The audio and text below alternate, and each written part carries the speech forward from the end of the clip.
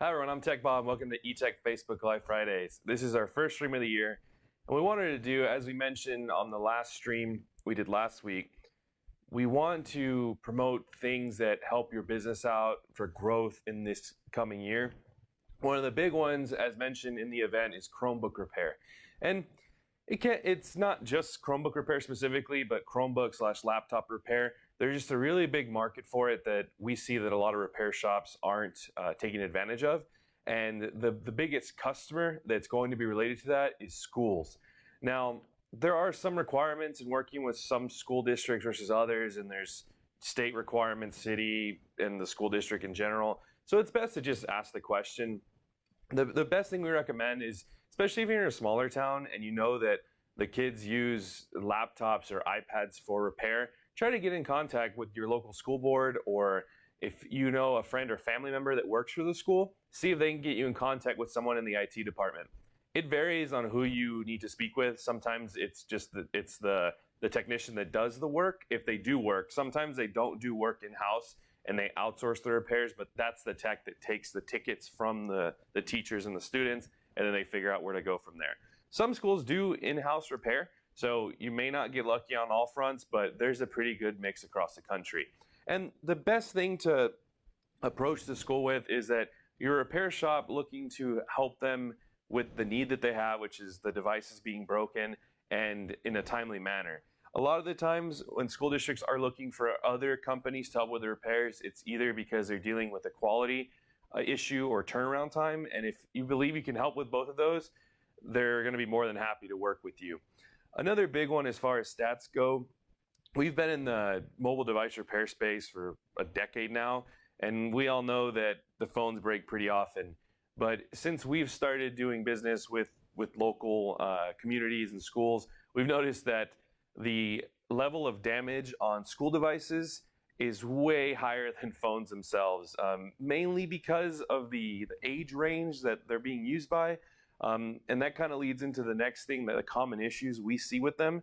And there's really two that are the big ones. Kind of like with phone repair, where you see a lot of screen repair and battery repair, but instead on this one, on the laptop, it's going to be the LCD and the keyboard. So those are the two common repairs that you're going to need to look out for. The good thing is there are some cross-compatible parts, so when it comes to inventory, it's not going to be as wide as it would, say, on like iPhones, where every iPhone basically uses a different screen. Now, when it comes to the models of Chromebooks, so there's a lot of them out there, but the two big ones that we see and we handle the majority of the parts for are going to be HP and Dell. Acer and Lenovo are close behind those, but the majority we've seen is HP and Dell. Now, as far as the models go, HP, there are a wide range of them. The X360 is a common one. The G series is another big one. If you see like a G3, G4, G5, G6, G7, G8, those are specific to education. That's why you'll see a lot of schools with that. The good thing is a lot of the HPs will use the same LCD, and some will have interchangeable keyboards. A big tip I would recommend when you are trying to work on a school district repair program is making sure that you not only get the model of the device you're repairing, but also the manufacturer part number of that part. Because even if it's the same model number sometimes, like for example, this is a Dell 3100 right here, there are different versions of it where they use different LCDs or different keyboards. So when you're ordering your parts, you want to make sure you have the right one. An alternate option, which is another one that can help out, is request that they send you a picture of the part if they have it. Sometimes they do take them apart in their schools. Sometimes they don't, but if they do, they can send you a picture and you'll know for sure. If not, just the number, which can usually be found on the underside, or you can get the laptop in, take it apart, and then figure out for sure what model number you need. So now, as far as the repairs go, what I'm going to be demoing today is the LCD repair, the majority of the repair. I'm not going to keep everyone all day here. This is sort of also an intro to a 3-4 part series on Chromebook and laptop repair. Today is covering the introduction, so getting everyone familiar with what the common devices and repairs are, the most common repairs, and then part 2 and 3 will most likely go more in depth into like software troubleshooting, board level, things like that. But for today, we're going to try to keep it short and basic. So if Scott, you can switch over to the overhead camera. Now, as far as the Chromebook goes, as I mentioned, I have a Dell 3100 in front of me right here. The parts, so the Dell 3100 specifically can use 2 different LCDs, and we usually refer to it as the big connector or small connector. Let me zoom in a little bit. So you can see the one on the bottom right here has a smaller connector. Is that in focus, or is that just me, Scott? Okay. This one is a smaller connector, and this is the bigger one. The difference here is that the smaller connector does not have touch as part of the display. The bigger one has touch. So it's important that you have the right screen because these are obviously not going to work with each other. Now, the one I have here today is a non-touch version. And let me see if I can get the model number in here. So it's a little hard to see, but it is a Dell 3100, and then it says reg model P29T. So you have to have those numbers. This one I do know is a non-touch version. So, and the way to tell, you can look at different identifiers. Let me zoom out real quick. So like this one has 2 charging ports. When we've seen them with 2 ports where it's one on the left and one on the right side, that's going to be a non-touch version. But again, it's important to be safe before you go and order all the parts for it. So if you take one apart to confirm, usually all the rest are in the lot are going to be the same. It's not common for schools to have a mix of touch and non-touch. They're usually ordering one model, and that's the one you're going to have to go with. So I'm going to focus on the LCD first. As I mentioned, I'm going to cover the majority of it, but not the whole thing. I've already done some pre-work here just to kind of speed things along. So the first thing you want to do is there's 4 screws that cover, or 4 little plastic covers. I'm going to try to show one here. I'll bring the mat I have. These little plastic covers right here cover these screws. So you take these out with a pointed pair of tweezers or even a pointed X-Acto blade, just something where you can get underneath that plastic and pop it off. And then they are just standard Phillips size screws. Oops, dropped a screw. Let me grab that real quick. So as far as taking the screws out, the Chromebook repair kit that we're recommending, so we have this kit right here. It's our SKU 130-10090. It has the screwdriver with all the bits, the opening tool, tweezers, a plastic prying tool, basically everything hand tool wise you'll need. The only additional thing I would say is just a couple of these spudgers, which we sell in 4-packs. And then a heat gun is great too, and I'll show you why in a second. But as far as getting into it, like I said, you take out these 4 little plastic covers, those 4 Phillips screws. And then another important thing, static safety is something that I would say doesn't get talked about a whole lot as much as it used to, but it is still important. So you'll notice I have a wristband on right here. If you're touching anything internal to the device, whether it be a cable or the board, you want to make sure that you're grounded and you're working on a grounded surface. So the gray mat underneath here is an anti-static mat, and it is actually grounded to the building's electrical system. So you want to make sure that that's all set so you don't risk damaging something due to static. So now that I have all those screws out, next thing I'm going to do is take my heat gun, and I'm just going to heat the perimeter where I'm going to start inserting. It varies per technician, but I would say the top right corner is a good place to start. I'm going to grab this tool as well. And the other thing is, I forgot to mention, but this LCD is broken. So actually, before I continue there, I'm going to try to show it. I don't know if you can see it, but there's a pretty big bleed right here. See if I can angle it. It's right here. Things you're looking for to confirm that it's a broken LCD is something like this, like a bleed. Sometimes if it's broken to a certain point, it won't even light up. But sometimes when you'll see a bleed like this, the LCD will illuminate and you can see all the cracks. That's a pretty dead giveaway. No display is another common one, which in this case, it is no display, plus you have the bleed right there. So I'm going to take the heat gun, and I'm going to be using this tool right here to pry open the bezel. Just going to warm it up slightly. I'm going to take the tool, insert, and I'm just trying to get in between the bezel and the back of the cover here. And then I try to switch the plastic as much as I can just to avoid damaging anything. But what you're working with here is there's clips and adhesive. So that's where a heat gun comes in. You're basically softening the adhesive. And as I mentioned, typically when you're doing this process, taking the bezel off, you're replacing the LCD. So it's okay if you damage the LCD slightly, whether scratching it or the adhesive, but you take a spudger like this and just carefully run it down the side. If you have any heavy resistance, that's where you're gonna wanna, like right here, I'm encountering a little bit of resistance. That's probably some of the adhesive. So I'm gonna take my heat gun, wand over that, and then continue going across. And again, you just kind of work your way around the entire bezel. Now, what you do want to do last is this bottom portion.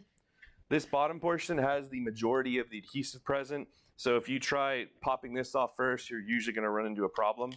So what you want to do is take a little bit of heat down here.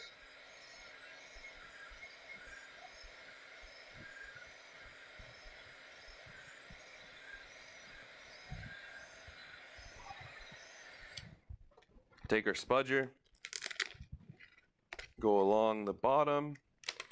Then once you've got all your clips pretty much released, this bezel should just pop off. It helps. I'm gonna move this back a little bit.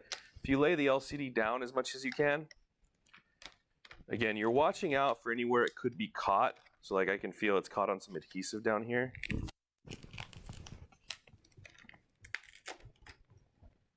There's my bezel. And in this whole process, the big things you'd want to avoid damaging are this bezel right here, because you are reusing this. You want to avoid damaging the cable that's down here. This is what connects to the back of the LCD, and you don't want to scratch up the back cover of the LCD either because you were using that.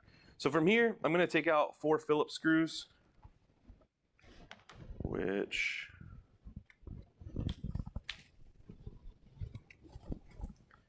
I think my screwdriver rolled off somewhere. We're just missing it. Oh, it's behind the heat gun. Thanks, God. So I'm going to take these 4 Phillips screws out, and they're here, here, here, and here. And these are just holding the LCD in place. And as far as the bit size, if I didn't mention it, it's just a PH 00. PH 000 is what we normally use on cell phones because they're smaller screws. PH 00 is slightly bigger, and it helps with getting those screws and not stripping them. All right, so we have those 4 screws out. And once you do that, this basically allows you to lift the LCD up and down. Now we're gonna peel back this little ESD sticker. Let me zoom in a little bit. Over. So I'm gonna peel off this ESD sticker. And then this little blue piece right here is just a cover of the connector.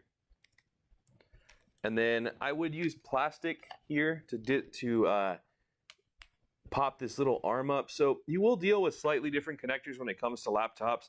There's more ZIF style connectors or connectors with retention arms like this. You usually pop the arm and then you slide the cable out. And once you do that, the old LCD just comes off. So we have the old LCD right here. And then what we're going to do is grab our new LCD. And again, this is where I mentioned, if you're not sure which one you need, this is the best time to confirm that. So we see here, where is it? Both have that small connector, so this is the correct LCD. So I'm going to take the new LCD, going to connect the display cable. For this one, you just line it up as best you can, and then the little arm you can use kind of as a handle to pull forward. You pop the little arm down, which is popped down right there. I'm going to take the blue piece. It's kind of a spacer to help keep it from being disconnected. I'm going to lay the ESD sticker back down. And this one does have some tape on the sides.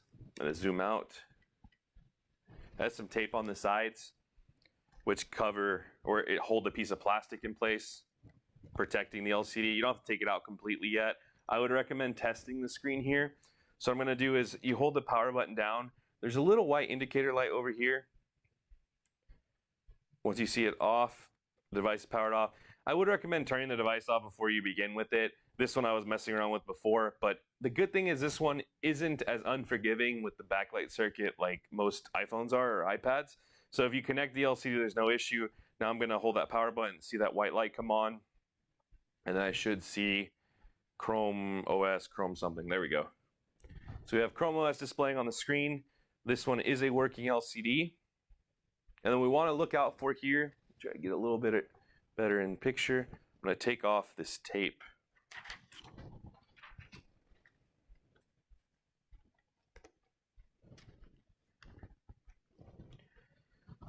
So we can see that there's no discoloration, there's no pressure points, there's no lines, so this LCD is good to go. So to continue the repair, I'm going to put the screws back in that hold it against the frame.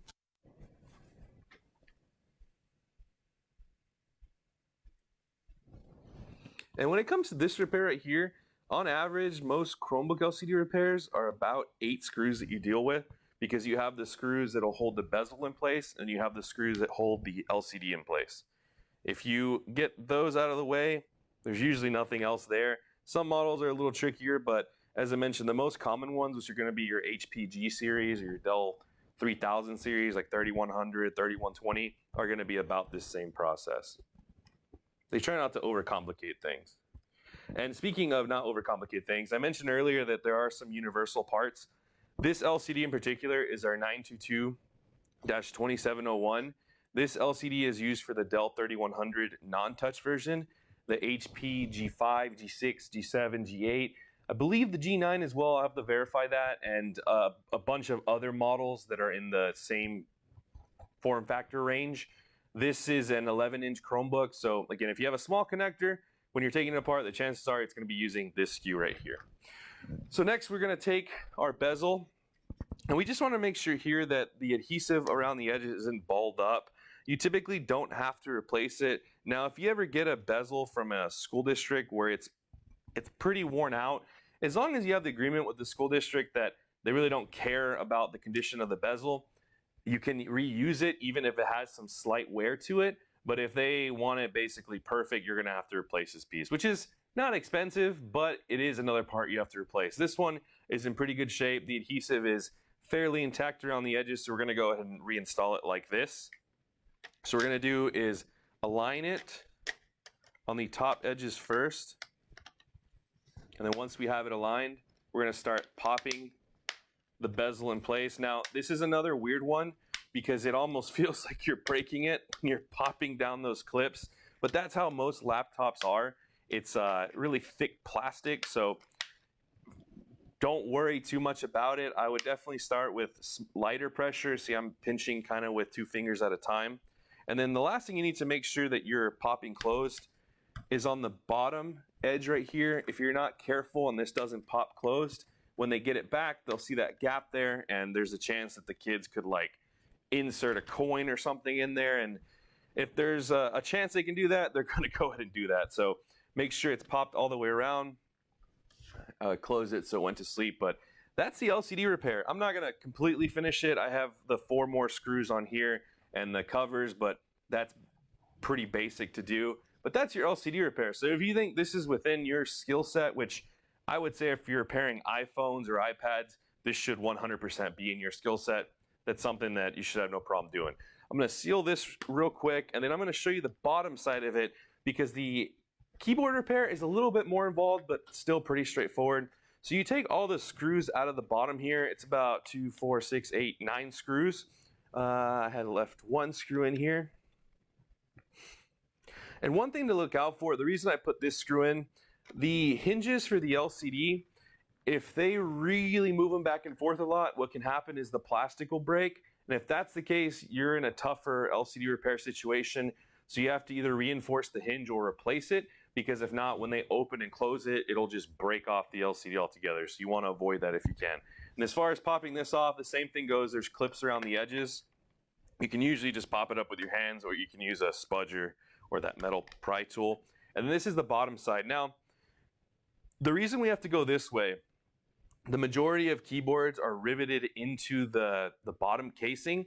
So it just typically doesn't make sense to replace just the keyboard part. You replace the entire bottom housing, which I believe this one retails for about 40 or 50 bucks. But you're basically taking all the internal, it's kind of like a housing replacement for an iPhone. You're taking all the internal parts, so your speakers, your battery, your board, and you're moving it over. And then the final thing would be The hinges for the LCDs are attached right here. You detach that and you transfer it over to the new frame. Definitely a little bit more involved repair, but still pretty straightforward. You can see everything in here looks massive compared to an iPhone. So difficulty-wise, I would say it's still on the easy side compared to most iPhone repair. But be it for the keyboard side, I'll show you that part real quick. So this is the bottom cover keyboard with the touchpad. So this part right here is what you'd be using. And again, if you look at the two, if you can see the two, here's the new part, here's the other one. Everything just modular moves over to the new one, and the repair is very straightforward. A lot of the times you won't end up with a keyboard that doesn't work altogether, but you will end up with a keyboard that's missing keys, which I don't know if you noticed when I had it open. I'll open it back up real quick. It's missing these two keys right here. They typically don't just fall off, they're pried off in some way or another, but you can try replacing just the keys. The problem is whenever the keys are popped off like this, a lot of the times these butterfly mechanisms, these plastics get worn out or break, and when you put the key in there, it doesn't stay in anymore, so you'll probably have to just replace the entire keyboard. But that's all I had for these two types of repairs. As far as kind of closing up this stream, we do have some discounts for you today to kind of take advantage of getting into Chromebook Repair. If you scan the QR code here in the top left, QR code, it'll take you to our Chromebook parts and tools section. The Chromebook parts, accessories, and tools are 10% off today through the end of the weekend. You don't have to use a coupon code or anything. You put it in your cart, you get the discount. One thing I would highly recommend is getting the toolkit, because this will be universal to any laptop repair you do, whether it's a Chromebook or a laptop, even some desktop stuff. It has the bits big enough to do that in there. And you will at least need that. You may not know what parts you need yet for the Chromebook repairs, but at least you'll have the tools ready to do it. And aside from that, I believe that was all I had. So if you like this one and you want to know more about Chromebooks and more about working with bigger enterprise or education customers, let us know. We're always looking to help out repair shops, because especially this year, we want everyone to exceed what they did last year and to continue their growth throughout 2023. So thanks everyone guys for joining in. Stay tuned for next week's stream. We'll see you then.